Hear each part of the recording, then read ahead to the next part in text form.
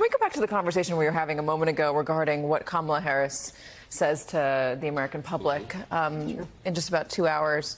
The campaign, and she had said that Donald Trump is a danger to democracy, and it wasn't just her, it was Donald Trump's former aides, high-ranking officials, including military leaders within his administration, saying that he's got authoritarian tendencies. John Kelly, most famously, there was real concern among them that he would do bad things if he got reelected. Mark Milley. Mark Milley said so as well. The word fascist was used. Yep. Tim, I'll give it to you because you're new to the table. What does she say to the American public? I don't think it's really her job to give any more warnings about Donald Trump at this point. I think that she has essentially two jobs today. One is to demonstrate that she is going to uphold the norms and traditions. She will certify this election on January 6th. She does believe in democracy. She was genuine about that.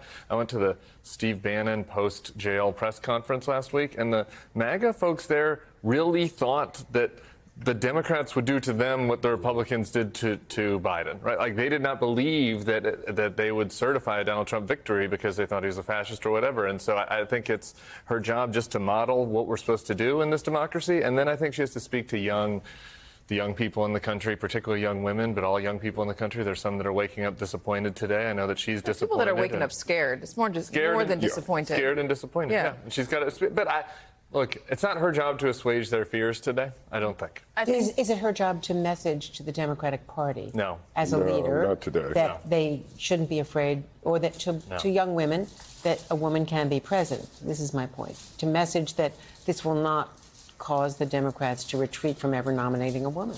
She can say that if she wants. I just think the result is it will feel empty. I mean, if she believes it, she should say what she believes and be genuine.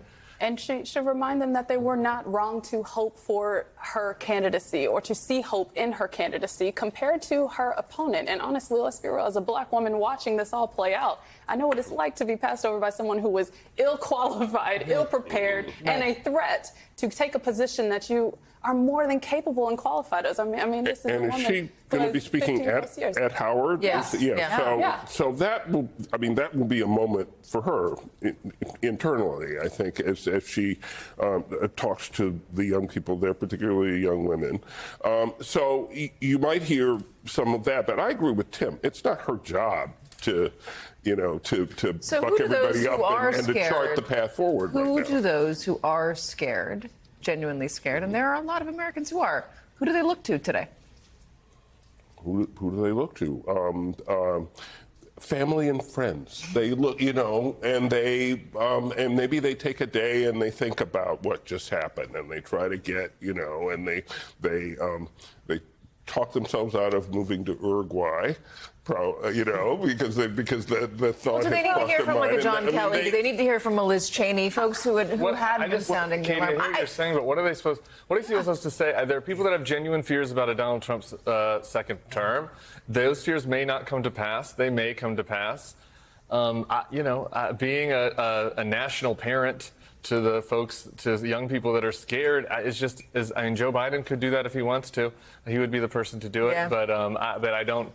I kind of agree with Gene. It might seem silly to say their parents and their community, but that's really the answer. Well, but also, is there power in standing there as someone who lost an election and who's talked about norms and who's talked about how important it is that democracy follows certain paths, and following that path that will, as you rightfully pointed out, continue as vice president and continue as the person who will certify the results of this election. Rule of law. Rule of law.